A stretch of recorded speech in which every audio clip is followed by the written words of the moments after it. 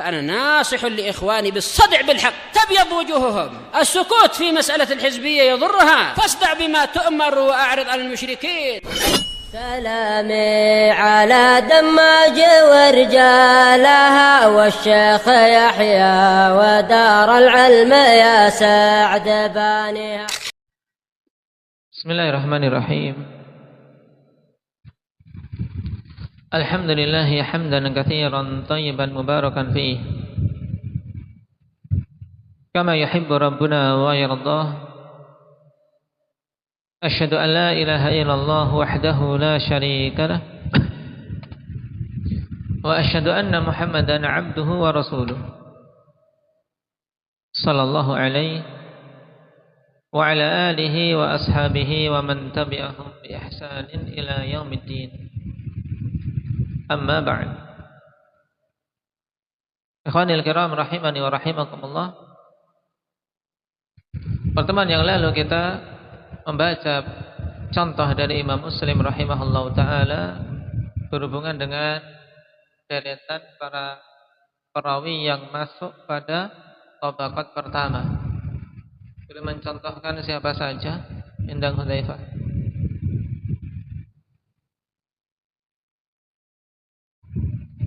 Nah, kemarin kita mengambil contoh yang disebutkan oleh Imam Muslim, yaitu 3 a'immah yang masuk pada tabaqat pertama. Mansur ibn al-Mu'tamir, kemudian Sulaiman bin Mihran al-A'mash, dan Ismail bin Abi Khalid.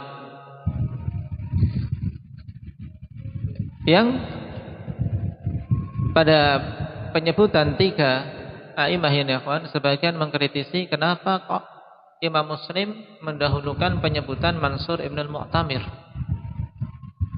Nah, kok beliau dulu yang dikedepankan daripada A'mash dan siapa?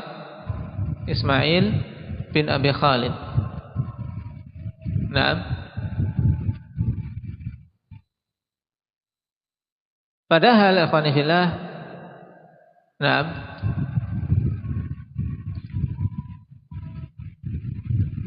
Mansur ibn al-Mu'tamir rahimahullahu ta'ala dari sisi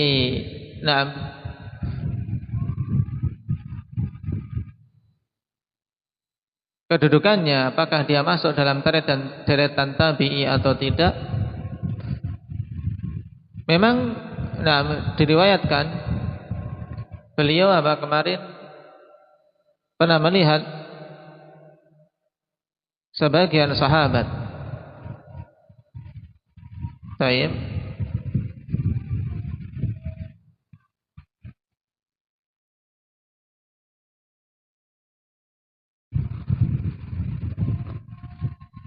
Atau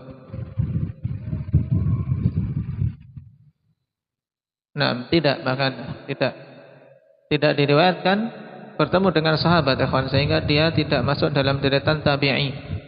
Disebutkan oleh Imam Nawawi, beliau masuknya deretan atba'ut tabi'in. Sehingga seharusnya disebutkan setelah A'mash. Karena A'mash diriwayatkan pernah melihat Anas. Baik. Cuman dijawab akhwan dengan jawaban yang bagus oleh Syekh Al-Ethiopi rahimahullahu taala, bahwasanya maksud Imam Muslim rahimahullahu taala di sini mengurutkan atau menyebutkan dari sisi apa? Sisi keitqanan, dari sisi kemungkinan. Adapun dari sisi keutamaan, memang namanya tabi'in lebih utama dari atba'ut tabi'in. Cuman dalam masalah periwayatan yang ingin dicontohkan, karena beliau sekarang sedang mencontohkan dari sisi apa? Itqan. Dan Mansur lebih mungkin. Lebih mungkin hadisnya daripada apa? A'mash. Ini.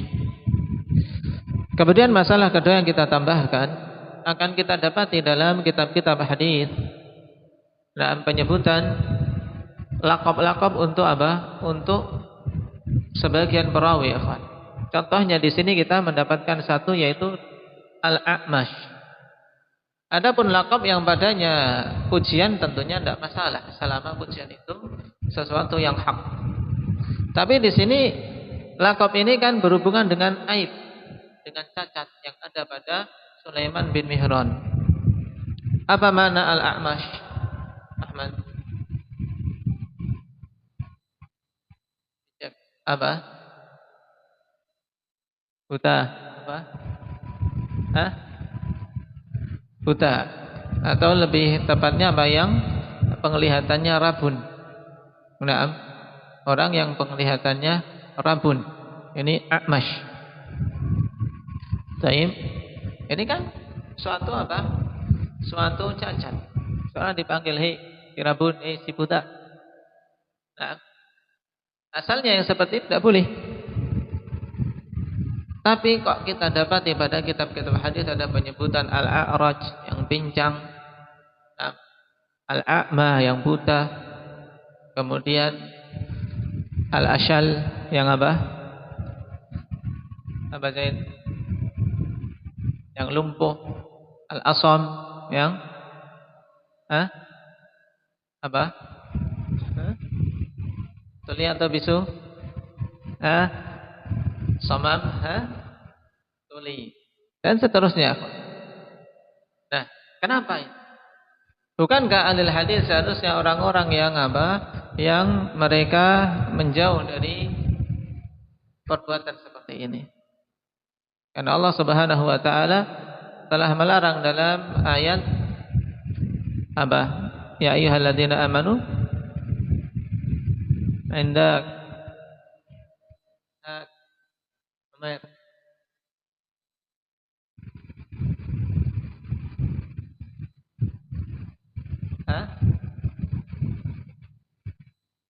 depannya terus kata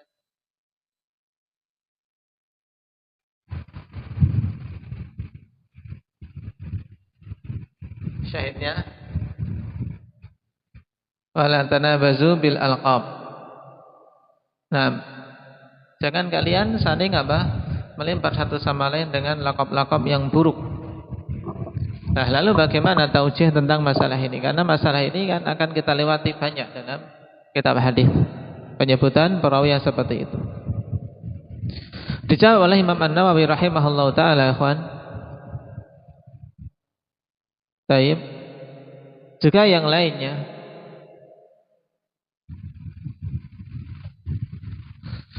Bahwasanya tidak mengapa yang demikian itu apabila disebutkan mim babit ta'rif. Untuk apa? Untuk bisa apa? Betul-betul lebih cepat dikenali. Nah, baik. Kemudian mengatakan ya juzu dzikru rawi bi laqabihi wa sifatihi wa nasabihi alladhi yakrahuhu idza kana al-muradu ta'rifah la tanqisahu wa juwiza hadha lil hajati kama juwiza jarhuhum lil hajah. Ini kesimpulan yang ringkas, ikhwan, dalam pembahasan tersebut, yaitu boleh untuk menyebutkan seorang perawi dengan lakabnya dan sifatnya serta nasabnya. Karena sebagian disebutkan nasabnya ke ibu, disebutkan ke ibu. Padahal seseorang kalau dinasabkan ke ibu kan sesuatu yang aib, ya tidak? Ya, seakan-akan anak zina. Taib. Tapi sebagian perawi dinasabkan ke ibu karena yang lebih terkenal ibunya, bukan karena apa? Dia anak zina, bukan. Nah, makanya seperti ini, walaupun sebenarnya perawi itu tidak suka, taib, tapi apabila yang diinginkan adalah ta'rif, yaitu untuk apa? Untuk mengenal agar lebih cepat dikenal. Seperti Al-A'mash ini kebanyakan ya kalau ditanya nama A'mash kadang apa? Lupa. Sulaiman bin Mihran. Ya, lebih masyhur apa? Nah, laqabnya Al-A'mash. Baik. Jadi apabila maksudnya adalah ta'rif untuk mengenalkan agar apa? Lebih mudah dikenal. Karena apa? Karena perawi hadis ikhwan memang butuh untuk apa? Untuk cepat dikenali. Karena kalau tidak dikenal, tidak diketahui, itu masuknya dalam deretan majhul. Baik. Sehingga ketika ada laqab yang khusus untuk dia, langsung terarah pada orang tersebut. Nah, si fulan, oh maksudnya ketika disebut A'mash, maksudnya Sulaiman bin Mihran. Sudah, tidak perlu apa panjang-panjang. Bukan untuk merendahkannya. Maka yang demikian itu diperbolehkan karena ada hajah tadi. Sebagaimana dibolehkan untuk menjarah, dibolehkan untuk apa? Menyebutkan keburukan-keburukan seseorang apabila ada suatu kebutuhan yang berhubungan dengan apa? Penjagaan terhadap agama ini. Nah, ini faedah ditambahkan berkaitan dengan Al-A'mash. Sekarang kita masuk pada perkataan Imam Muslim berikutnya. Qala rahimahullah, wa fi mithli majra haula idza wazanta bainal aqrani kabni Aun wa Ayyub As-Sakhtiyani. Ini dhabat yang benar ikhwan, As-Sakhtiyani dengan memfathah sin. Kabni Aun wa Ayyub As-Sakhtiyani Ma'auf ibn Abi Jamilah wa Ash'ath Al-Humrani wa huma sahib Al-Hasan wa Ibn Sirin. Ya, wa huma sahib Hasan wa Ibn Sirin. Kama anna Ibn Aun wa Ayyub sahibahuma illa anna al-bauna bainahuma wa bain hadaini ba'idun fi kamalil fadli wa sihhatin naqli. Nah, perhatikan dulu. Beliau menambahkan contoh lagi ikhwan untuk apa? Semakin memperjelas bahwasanya keadaan para perawi itu bertingkat-tingkat. Walaupun satu guru. Nah, ini untuk yang mengambil dari guru yang sama, ikhwan. Tapi tetap bertingkat-tingkat. Kenapa? Karena kondisi seseorang mengambil ilmu dari gurunya berbeda-beda. Nah, oleh karena itulah tentunya merupakan suatu kezaliman ketika mendapati seseorang buruk ini langsung yang dijelekkan muridnya siapa sih? Nah, gurunya siapa sih? Nah, keliru. Kalau kemudian langsung keburukan dibebankan kepada gurunya. Nah, pada semisal mereka itu ya, semisal yang diberlakukan pada mereka itu yang disebutkan di depan siapa tadi? Yang diperbandingkan siapa? Tabaqat pertama? A'mash, kemudian Mansur, kemudian Ismail, ya kan? Dibandingkan dengan yang tiga sebelumnya, Atha ibn Sa'ib, kemudian Yazid bin Abi Ziyad, terus Laith bin Sulaim. Naam. Laith bin Abi Sulaim. Naam. Laith bin Abi Sulaim. Nah, semisal dengan mereka itu dari sisi penerapan ikhwan, apabila engkau menimbang antara akron sesama, ya, antar akron, taib, menimbang sesama akron, yaitu orang-orang yang sejawat, teman sejawat, taib, yang mengambil ilmu dari dari guru yang sama.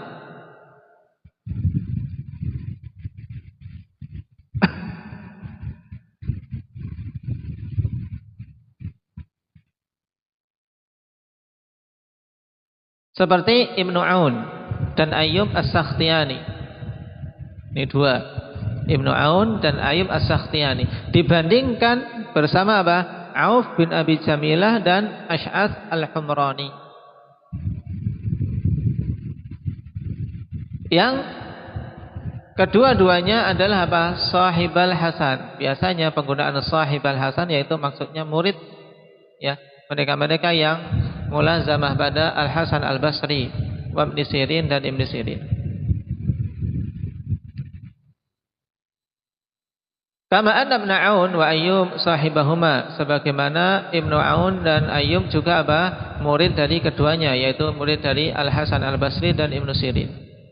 Illa annal bauna bainahuma, hanya saja keterpautan antara keduanya, wa baina hadaini ba'idun fi kamalil fadli, ya, keterpautan antara keduanya dengan kedua orang ini, yaitu keterpautan siapa tadi?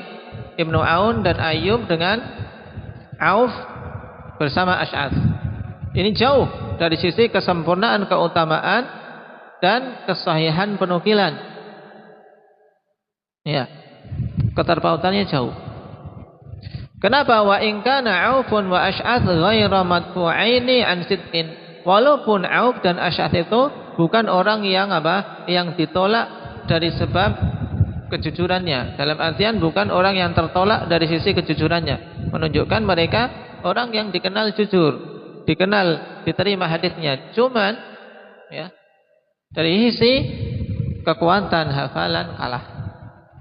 Makanya dikatakan di sini ghaira madfu'aini an sidqin wa amanatin inda ahli ilm. Walaupun Auf dan Ash'ath itu bukan orang yang tertolak dari sisi kejujuran dan amanah di sisi ahli ilm. Walakinnal hala ma wasafna minal manzilati inda ahli ilmi. Akan tapi kondisinya sebagaimana yang telah kami sifati, ya, berupa kedudukan di sisi ahli ilm. Nah, sekarang kita butuh untuk mengenal lebih lanjut, ikhwan, keempat perawi tersebut, sehingga tahu sisi keutamaannya dari mana.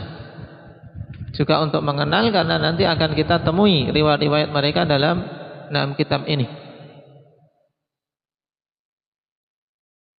Ibnu Aun, beliau namanya ikhwani fillah Abdullah Ibnu Aun Al-Muzani.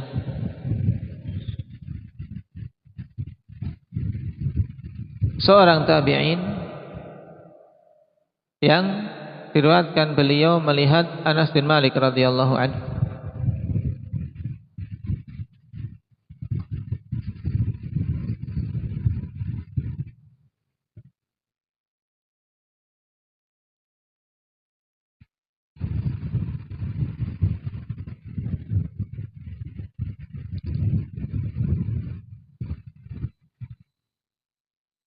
Dan dikenal dengan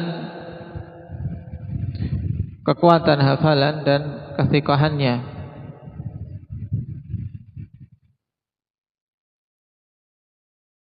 Dikatakan oleh Imam Ats-Tsauri rahimahullah, ma ra'aitu arba'atan ijtama'u fi Misr mithl haula. Ma ra'aitu arba'atan ijtama'u fi Misra mithla haula. Aku tidak melihat 4 orang berkumpul dalam suatu kota seperti mereka ini.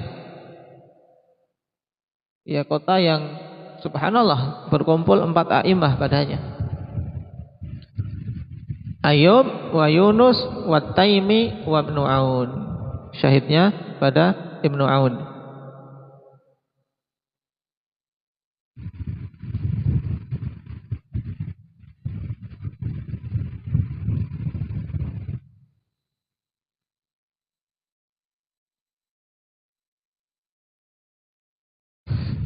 Dikatakan oleh Ibnu Mahdi rahimahullah, Abdurrahman Ibnu Mahdi, ma ahadun a'lama bis sunnati bil Iraqi min Ibni Aun. Menunjukkan beliau apa? A'immah di negeri Irak. Tidak ada seorang pun yang lebih berilmu tentang sunnah di negeri Irak melebihi Ibnu Aun. Ini tentunya di zamannya.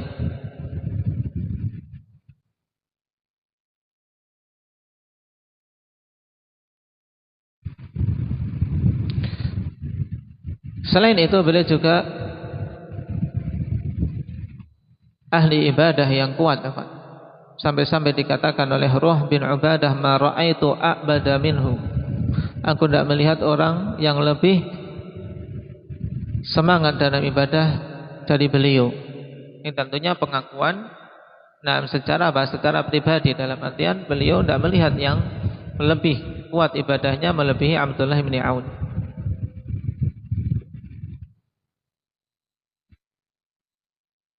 Dan juga dari sisi sunnah beliau dikenal kokoh, ikhwan. Di antara yang diriwayatkan oleh Al-Ansari rahimahullah, kana Ibnu Aun la yusallimu 'ala al-qadariyah wa kana yasumu yauman wa yuftiru yauman ila an mata. Subhanallah. Adalah dulu Ibnu Aun tidak menyalami orang Qadariyah. Karena Qadariyah, ya kawan, fitnah dan firqah sesat yang muncul di awal-awal.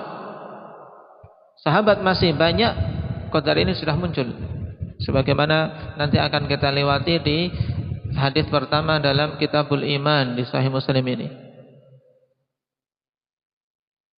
Dan Ibnu Aun tidak mau mengucapkan salam kepada Qadariyah, karena mereka ahlul bid'ah. Sampai-sampai dikatakan oleh Ibnu Hibban sebagai ringkasan atas keutamaan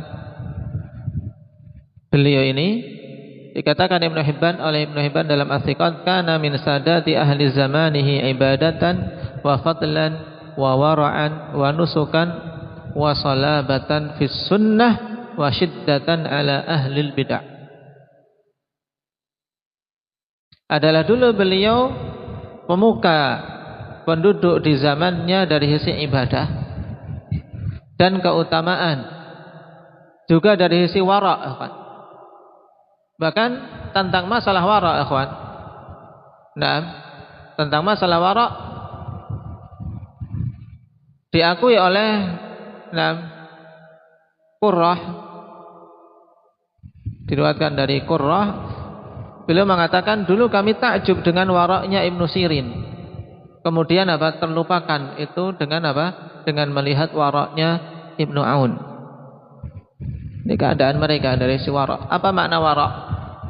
Jangan sampai lupa. Wara' itu apa, Aba Yusuf?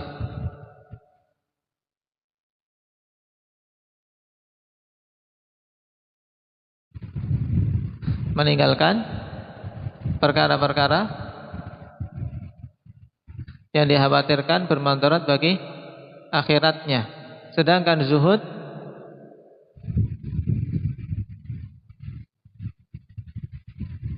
ada wara', ada zuhud.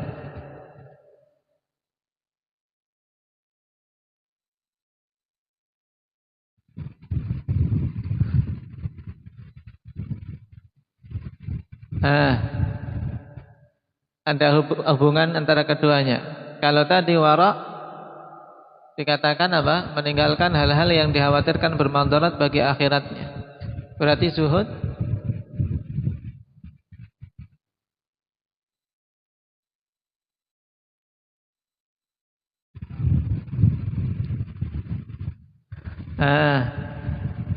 Indah Rifki, wara' itu apa?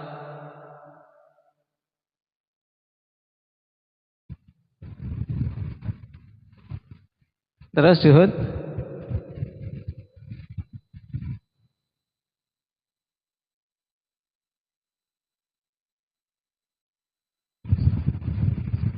ya? Bedanya apa terus? Jangan sampai lupa ini. Apa Zaid? Unsur akhaka zaliman aw madluman.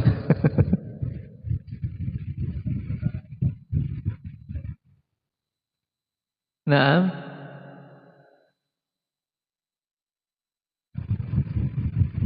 Terus hubungan antara keduanya?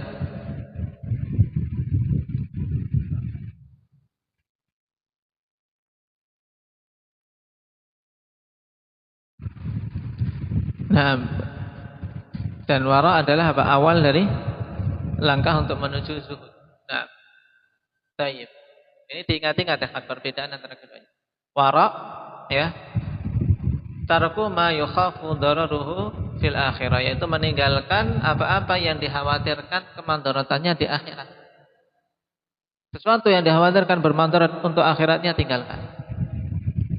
Misalnya seseorang menemukan sesuatu di jalan, diambil ndak ya? Tayyib. Dia ada pertentangan dalam batinnya, ini diambil ndak? Nah, seorang yang mengkhawatirkan, oh ini khawatir nanti bermandarat untuk akhiratku. Nah, halal atau tidak? Karena jelas bukan miliknya, dia mau mengambil. Nah ini wara', kemudian dia tinggalkan wara'. Hal-hal yang dikhawatirkan bermanfaat bagi akhiratnya, ketika dia meninggalkannya, maka inilah wara'. Sedangkan zuhud yaitu apa? Tarku ma la yanfa'uhu fil akhirah, meninggalkan apa saja yang tidak bermanfaat baginya untuk akhir. Dari zuhud tingkatannya lebih utama. Kenapa? Karena sesuatu yang tidak bermanfaat bagi akhirat, nah dia tinggalkan semuanya. Baik yang dikhawatirkan bermadarat maupun yang tidak dikhawatirkan. Paham? Karena terkadang sesuatu mubah kan enggak bermadarat, ya tidak? Tapi seorang yang zuhud, sudahlah, karena tidak bermanfaat untuk akhiratku, tak tinggalkan saja. Ini zuhud namanya. Dan wara' merupakan langkah awal untuk menuju zuhud. Nah, dikatakan tentang Abdullah bin Aun ini, sampai-sampai apa? Kewaraan beliau menjadikan Qurrah ini yang dulunya takjub dengan wara'nya Ibnu Sirin menjadi apa? Lupa tentang kewaraan Ibnu Sirin. Kenapa? Karena tertutup oleh bagusnya wara' Ibnu Aun maksudnya. Wa nusukan, dan beliau adalah pemuka, penduduk di zamannya dari sisi nusuk, yaitu ibadah. Sama dari sisi menetapi jalan peribadatan. Nah, dan yang menjadi syahid yang ingin ditekankan di sini di akhirnya, ikhwan, wasalabatan fis sunnah wa syiddatan ala ahli bidah. Ini termasuk mangqabah, keutamaan yang dikenal dari Abdullah bin Aun, yaitu kokoh di dalam sunnah dan apa? Keras terhadap ahli bidah. Jadi ini mangqabah disebutkan oleh para ulama, mereka memang dikenal kokoh dalam memegang sunnah dan keras terhadap ahli bidah. Tayyib. Dan kalau kita perhatikan dalam syiar maupun yang lain, banyak kalimat-kalimat beliau yang bagus. Nah, di antara kalimat yang ringkas dikatakan atau disebutkan oleh Imam Az-Zahabi rahimahullah dalam As-Siyar, untuk kita hafal. Kata Abdullah bin Aun, dzikrun nasi da'un wa dzikrullahi dawa'un. Mudah ini dihafal. Untuk ditambahkan dalam biografi Abdullah bin Aun. Qal dzikrun nasi da'un wa dzikrullahi dawa'un. Menyebut manusia itu penyakit. Ya, nyebut-nyebut manusia penyakit. Ya, jadinya ghibah, jadinya apa? Namimah nantinya. Penyakit. Nah, makanya orang yang suka menyebut manusia, membicarakan manusia, ya akan timbul banyak apa? Banyak sakit hati. Tayyib. Dzikrun nasi da'un wa dzikrullahi dawa, dan menyebut-nyebut Allah, ya, berzikir. Ya, menyebut Allah berzikir. Menyebut namanya, sifat-sifatnya. Itu adalah dawa, yaitu apa? Obat untuk penyakit-penyakit hati. Kalau tadi jadikan sebab penyakit hati, jadi iri, dengki, Nah, hasad, kalau suka menyebutkan manusia kan gitu. Oh, fulan sudah beli ini, beli itu.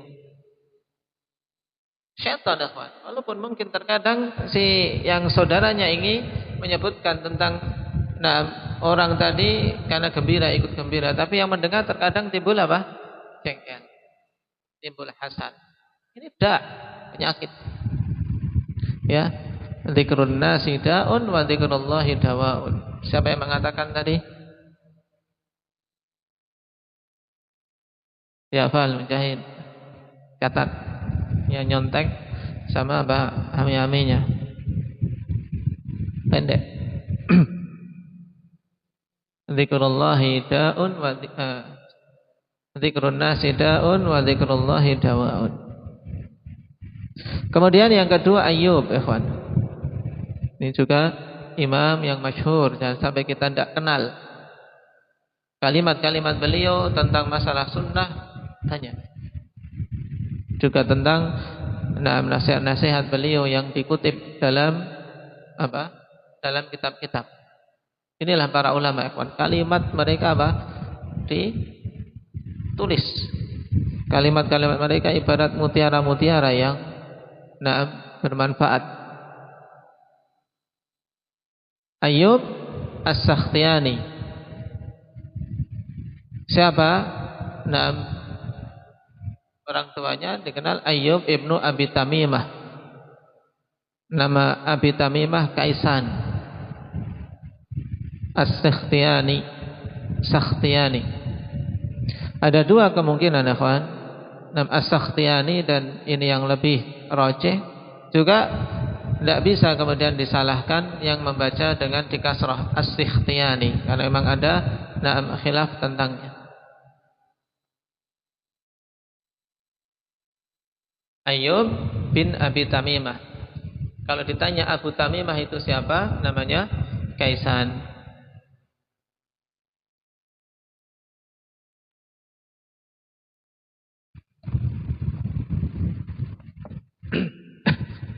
Kunyahnya Abu Bakar Al-Basri rahimahullah ta'ala. Seorang tabi'in yang melihat Anas Ibnu Malik radhiyallahu anhu. Tadi Ibnu Aun juga apa? Diriwayatkan beliau melihat Anas. Karena memang Anas sahabat yang paling akhir meninggal di mana? Di Basrah, ya. Ini faedah juga diingat-ingat. Anas sahabat yang paling akhir wafatnya di negeri Basrah. Makanya para imam ini bisa mendapati Anas bin Malik. Subhanallah. Inilah seorang muslim, ikhwan. Semakin panjang umurnya, semakin apa?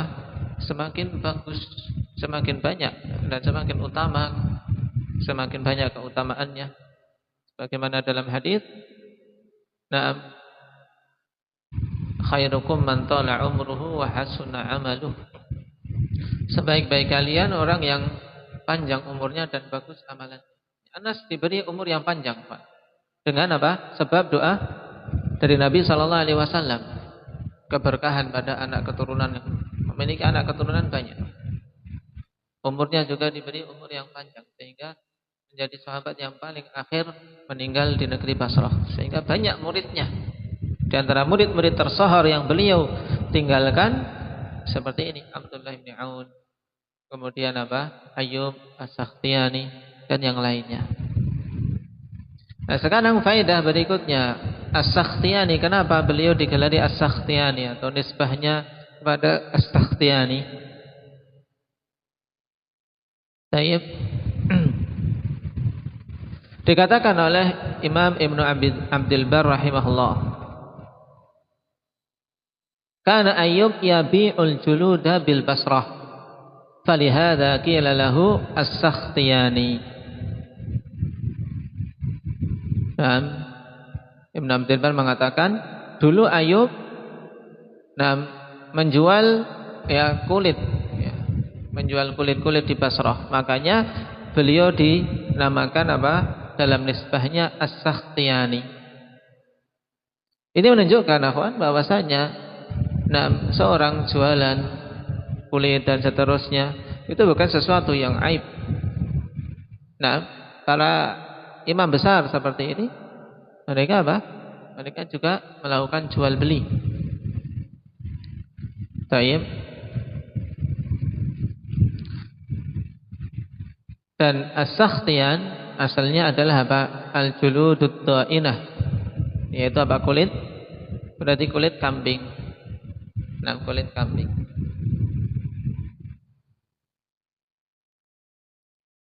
Nah, ini asal atau makna nisbah kepada as-sakhtiyani. Siapa tadi yang menerangkan? Ibnu Abdul Bar rahimahullah.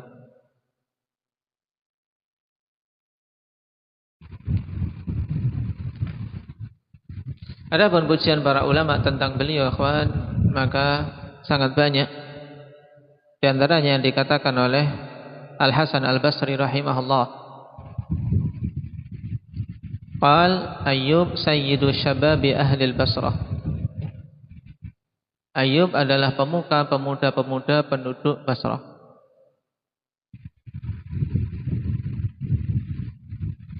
Dan juga dikenal dengan kekokohan dalam memegang sunnah. Sebagaimana dikatakan oleh Hammad ibn Zaid, yang juga dikenal sebagai imam ahli sunnah ya, di zamannya. Kana Ayyub indi afdala man jalastuhu wa ashaddahu ittiba'an lisunnah. Adalah dulu Ayyub di sisiku adalah seutama-utama orang yang aku duduk bersamanya dan orang yang paling kokoh dalam mengikuti sunnah. Ini berdasarkan pengakuan Hammad ibn Zaid. Kana Ayyub indi afdala man jalastuhu wa ashaddahu ittiba'an lisunnah.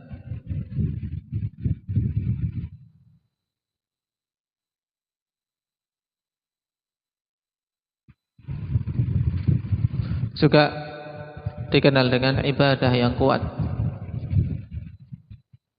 Makanya dikatakan oleh Imam Al-Hafidh Ibnu Hajar rahimahullahu taala min kibaril fuqaha'il ubbad. Ya, faqih juga ahli ibadah. Subhanallah.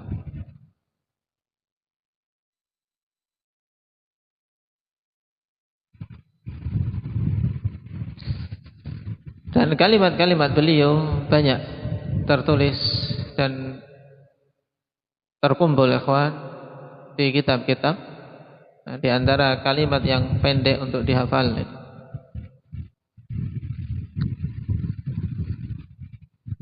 Qala rahimahullah, ma saddaqa 'abdun fa ahabba asy-syuhrah. Ringkas tapi sangat penting kalau kita memahami makna dan kandungannya, ikhwan. Ma saddaqa 'abdun fa ahabba asy-syuhrah. Tidaklah seorang hamba itu jujur kemudian dia suka ketenaran. Maksudnya apa? Orang tidak akan dikatakan jujur kalau dia masih suka apa? Ketenaran, masih suka masyhur, masih suka viral pada zaman ini istilahnya. Ma saddaqa 'abdun fa ahabba asy-syuhrah. Kenapa? Ya karena Allah Subhanahu wa taala mengatakan tilkad darul akhirah naj'aluha lil ladzina la yuriduna 'uluwan fil ardi wala fasada. Negeri akhirat ya, kami jadikan untuk orang-orang yang tidak menyukai ketinggian di muka bumi. Dan mahabbatus syuhrah mahabbatun lil 'ulu fil ardh. Cinta terhadap ketenaran ya berarti cinta untuk tinggi di muka bumi. Maka berarti tidak jujur ini dalam mencari akhirat. Ma sadaqa 'abdun fa ahabba asy-syuhrah. Dan hadis Ayyub dalam Sahih Muslim ikhwan banyak mencapai 186. Kalau tadi Abdullah bin Aun hadisnya dalam Sahih Muslim 39.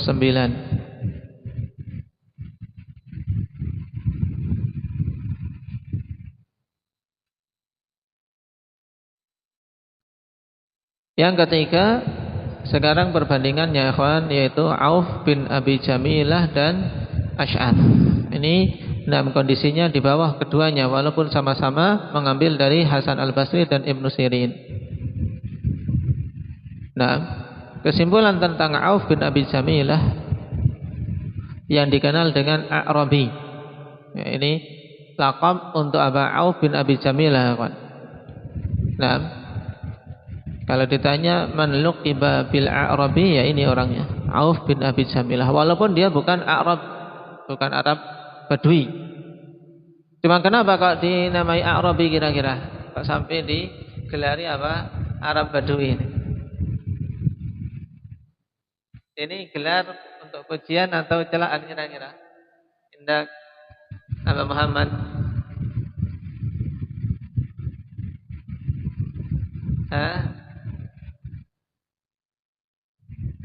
Taib. Pujian. Nah, gelar ini sebagai bentuk pujian apa? Digelari dengan A'rabi, walaupun dia bukan Arab. Lalu kenapa digelari dengan A'rabi?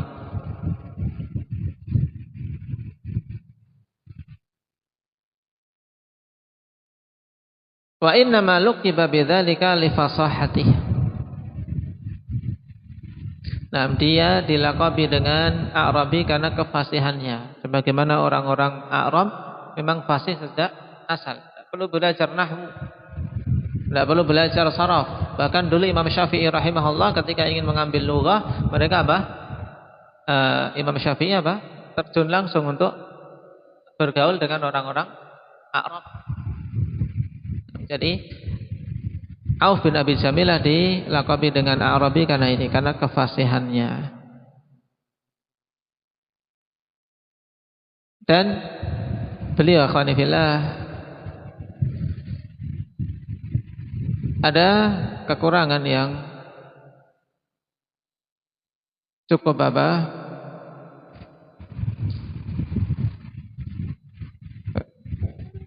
menjadi aib yang besar, dalam artian karena apa? Terjatuh dalam dua bid'ah, yaitu Qadari sekaligus Syi'i.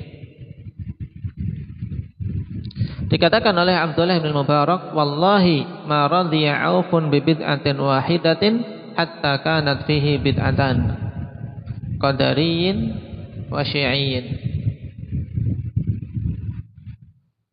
Demi Allah, Auf tidak ridha dengan satu bid'ah saja sampai terkumpul padanya dua bid'ah, yaitu bid'ah Qadari sekaligus Syi'i. Jadi dia terjatuh dalam Qadariyah, kawan, keyakinan Qadariyah, juga apa? Dalam keyakinan Syiah. Sampai-sampai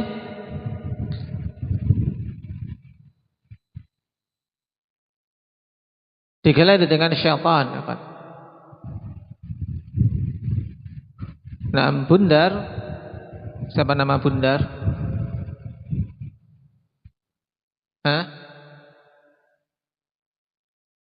Nanti akan lewat insyaallah. Ada Bundar, ada Gundar. Biar enggak kebanyakan yang dihafal ya. Laqad kana qadariyan rafidhiyan syaitanan. Ini jarah.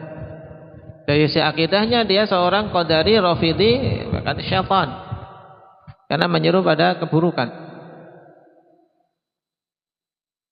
Taib.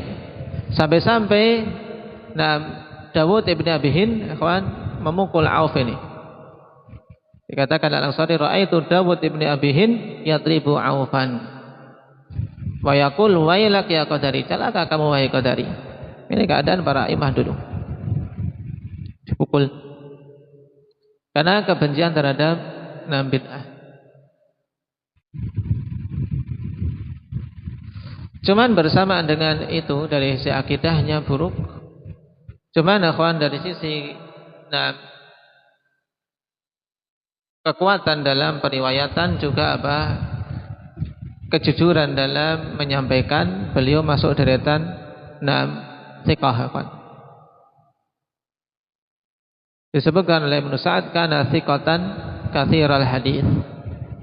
adalah dulu dia ini seorang yang thiqah dan banyak hadisnya.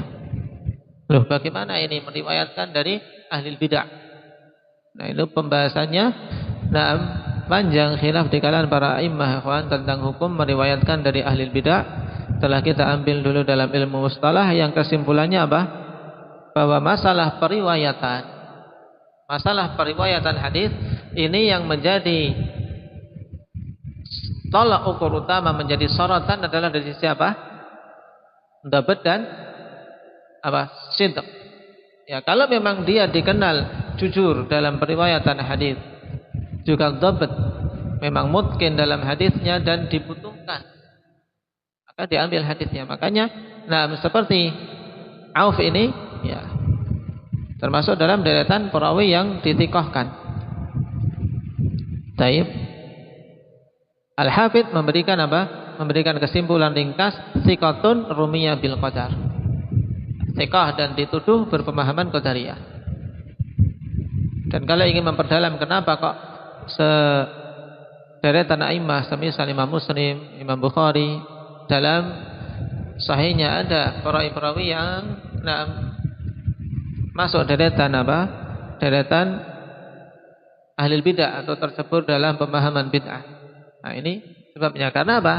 Masalah periwayatan yang menjadi sorotan utama, landasan utama adalah apa? Tentang sidqnya dia, kejujuran dia, juga apa? Tentang itqannya dia dalam meriwayatkan. Dan untuk memilah dan memilih seperti ini tentunya kembali kepada a'immah. Dan pada zaman dulu, zaman masih tadwin, masih mengumpulkan sunnah, sehingga ada masalah yang lebih besar. Kalau enggak diambil maka khawatir ada apa? Riwayat sunnah yang enggak tersampaikan. Di situ kemaslahatan besar.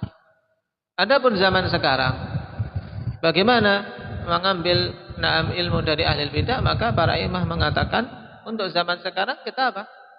Sudah cukup dengan apa? Dengan sampainya riwayat-riwayat itu sampai ke kita di kitab-kitab, dan cukup para ulama-ulama sunnah, para dai-dai sunnah menyampaikan, sehingga tidak butuh kita mengambil ilmu dari ahli bidah. Ini harus dibedakan. Nah, kemudian yang keempat, yang terakhir, Ash'ath. Nama beliau Ash'ath ibnu Abdul Malik al-Humrani al-Basri. Beliau juga meriwayatkan dari Hasan dan Muhammad bin Sirin. Dikatakan oleh Abu Hatim la ba'sa bihi. Ini menunjukkan apa? Sesuatu yang tidak terlalu kuat.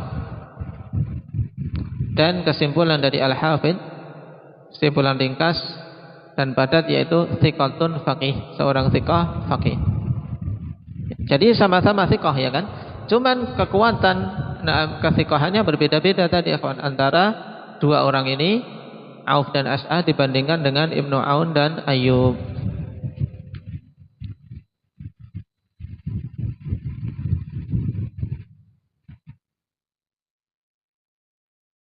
Untuk Auf dalam Sahih Muslim cuman ada satu hadis dari riwayat beliau. Nah, riwayat Auf bin Abi Jamilah dalam Sahih Muslim cuma satu. Sedangkan riwayat Ash'ath dalam Sahih Muslim tidak ada sama sekali. Hanya saja beliau disebutkan di muqaddimah ini oleh Imam Muslim sebagai contoh. Cuman dalam kitabnya beliau tidak meriwayatkan darinya. Barakallahu fikum. Ini sekilas tentang 4 perawi hadis ikhwan yang ternyata walaupun sama-sama murid dari Al Hasan Al Basri dan Muhammad bin Sirin, tapi berbeda-beda dari sisi kekuatan. Nah, faedah yang diingat-ingat tadi, beberapa faedah seputar perawi. Juga tugasnya untuk menghafal 2 kalimat yang ringkas tadi. Satu dari Abdullah bin Aun, satu dari Ayyub As-Sakhtiyani. Nasallallahu azza wa jalla at-taufiq was-sadad. Walhamdulillahirabbil alamin.